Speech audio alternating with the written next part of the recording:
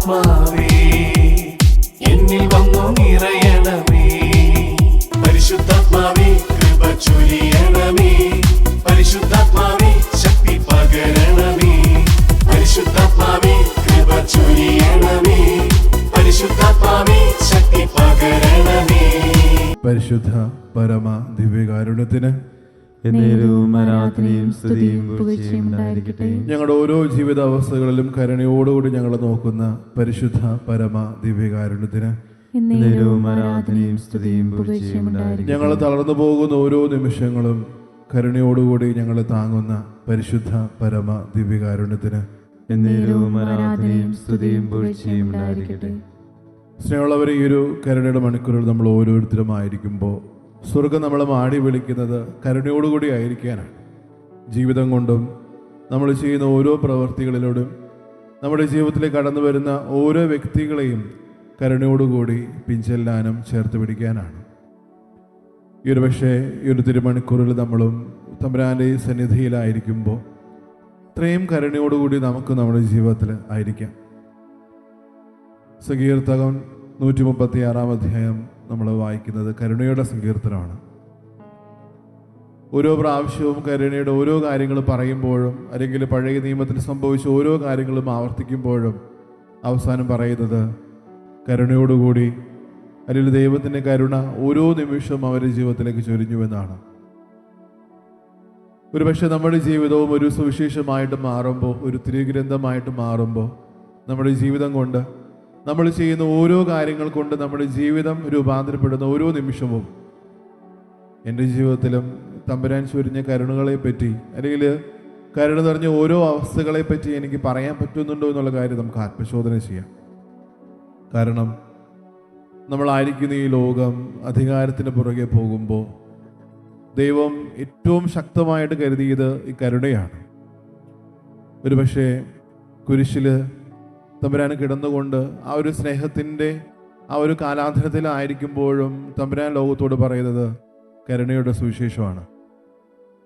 മരണത്തോട് മല്ലിടിച്ച് കിടക്കുമ്പോഴും കൂടെയുണ്ടായിരുന്ന ആ പാപിയായിട്ടുള്ള ഒരു മനുഷ്യനെ ചേർത്ത് പിടിച്ചുകൊണ്ട് പറഞ്ഞത് നിന്നോട് ഞാൻ ക്ഷമിക്കുന്നുവെന്നാണ്.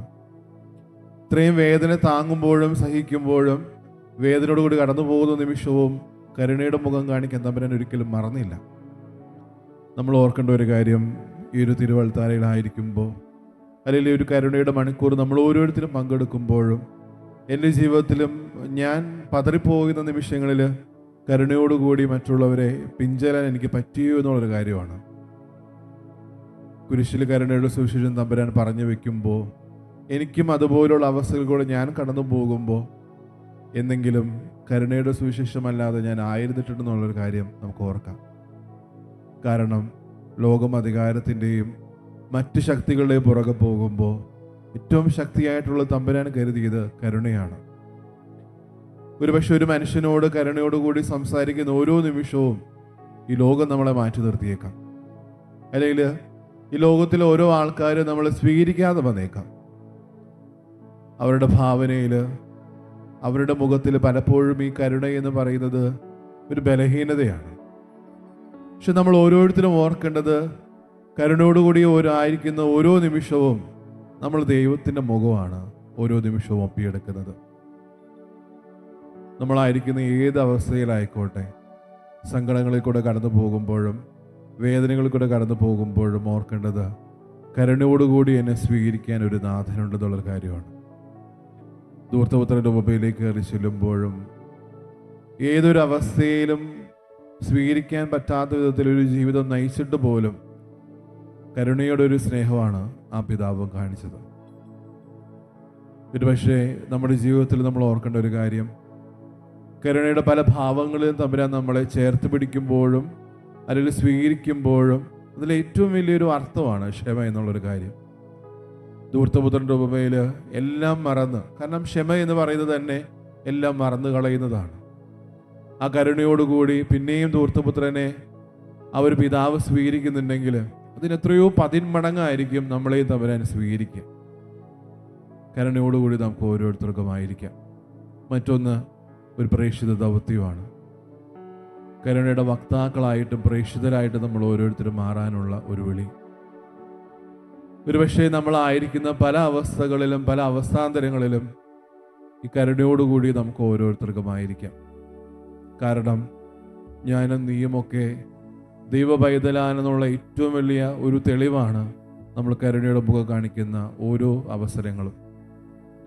കാരണം ഞാൻ നിന്നെ സ്നേഹിക്കുന്നു എന്ന് പറയുന്നതോടൊപ്പം തന്നെ ഞാൻ നിനക്ക് വേണ്ടി പ്രാർത്ഥിക്കുന്നു എന്ന് പറയുമ്പോൾ അതിനും വലിയ ഒരു സ്വാതന്ത്ര്യം നമ്മുടെ ജീവിതത്തിലൂടെ നമുക്ക് മറ്റുള്ളവർക്ക് കൊടുക്കാനില്ല. സങ്കീർത്തകൻ 136 നമ്മൾ നേരത്തെ പറഞ്ഞതുപോലെ അവിടുത്തെ കാരുണ്യം അനന്തമാണ്. അവിടുത്തെ കാരുണ്യം നമ്മുടെ ജീവിതത്തിൽ പലപ്പോഴും അറിയാം, നമുക്ക് എണ്ണമറ്റ രീതിയിൽ നമ്മുടെ ജീവിതത്തിലേക്ക് വർഷിക്കപ്പെടുന്നുണ്ട്. കുമ്പസാരത്തിലൂടെ പലപ്പോഴും പല പാപാവസ്ഥകളിൽ കൂടെ നമ്മൾ ആവർത്തിച്ച് പറയുമ്പോഴും ഇതിൽ പല സാഹചര്യങ്ങളിൽ നമ്മളിപ്പോഴും ആയിരിക്കുമ്പോഴും ഓരോ കുമ്പസാരവും നടത്തി നമ്മൾ പിന്താങ്ങുമ്പോഴും തമ്പുരാൻ പിന്നെയും നമ്മളോട് പറയുന്നത് നിന്നെ ഞാൻ സ്നേഹിക്കുന്നുവെന്നാണ്.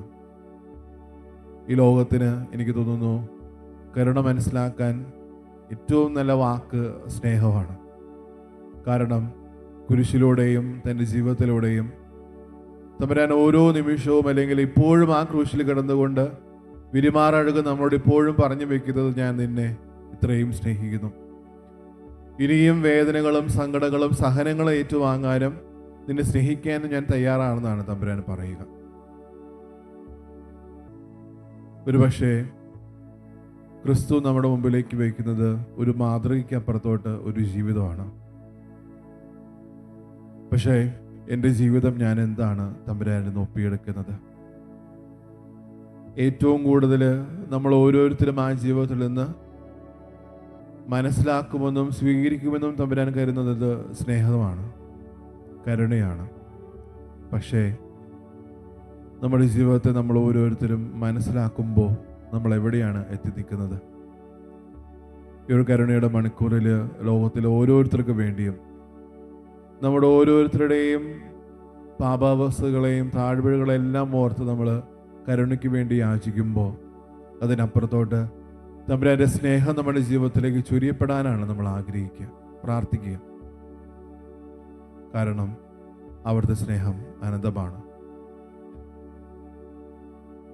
ഒരുപക്ഷെ നഷ്ടപ്പെട്ടു പോയതിൻ്റെ ഉപമയിലൂടെ നമ്മൾ കടന്നു പോകുമ്പോഴും അവിടെയൊക്കെ കാണുന്നത് കണക്കുകൂട്ടലിൽ പിഴച്ച ഒരു തമ്പുരാനെയാണ്. പക്ഷേ ലോകത്തിന് മാത്രം മനസ്സിലാക്കാൻ പറ്റിയ എന്തോ തമ്പുരാൻ്റെ ജീവിതത്തിലുണ്ട്. അതൊരു പക്ഷെ നമ്മുടെ ജീവിതം കൊണ്ടും അല്ലെങ്കിൽ നമ്മുടെ ഓരോ പ്രവൃത്തികൾ കൊണ്ടും നമ്മൾ മനസ്സിലാക്കേണ്ട ഒരു കാര്യമാണ്. എത്ര വിഷമിപ്പിച്ചാലും സങ്കടപ്പെടുത്തിയാലും മാറ്റി നിർത്തിയാലും നമ്മൾ ഓരോരുത്തരും കരുണയുടെ മുഖമായിട്ട് മാറേണ്ടതുണ്ട്.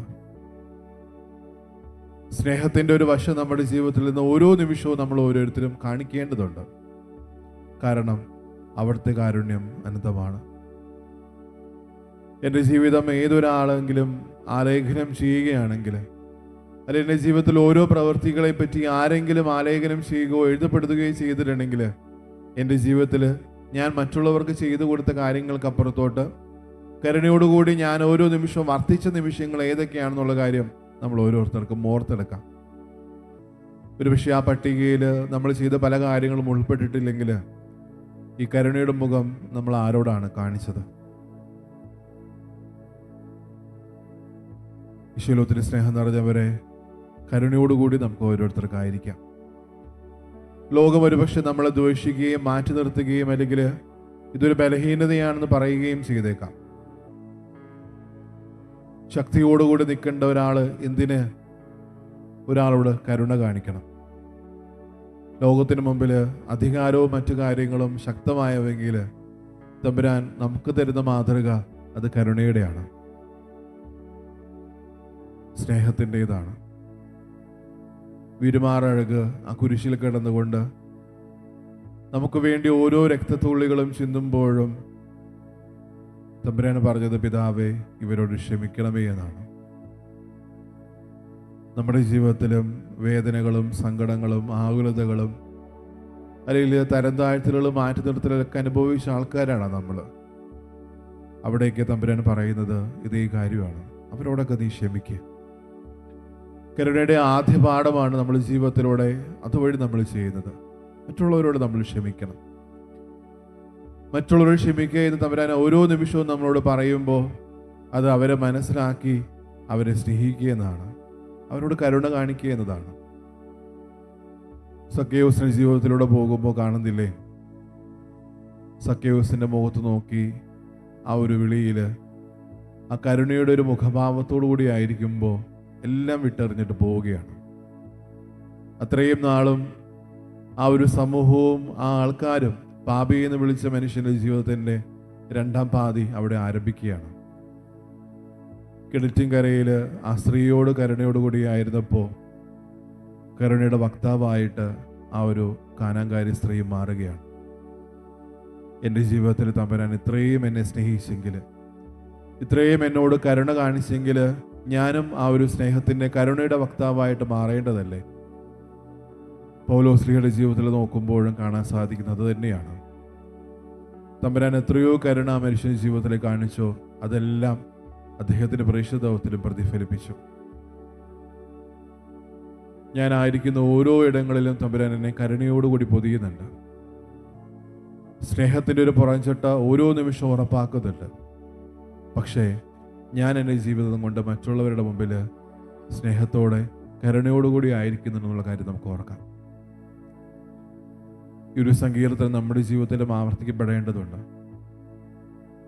അവിടുത്തെ കാരുണ്യം അനന്തമാണ്.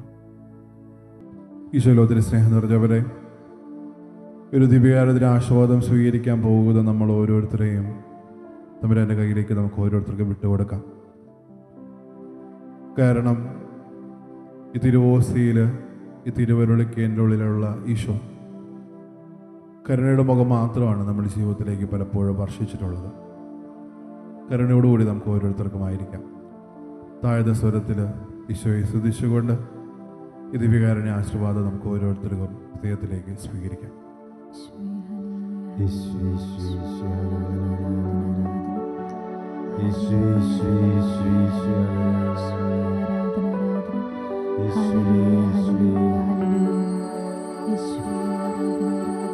ആരാധന ആരാധന ആരാധന യേശുനാഥ, പരിശുദ്ധ പരമമാ ദിവ്യകാരുണ്യമേ, എന്നുമെന്നും അങ്ങേക്കാരാധന, എന്നുമെന്നും അങ്ങേക്കാരാധന, എന്നുമെന്നും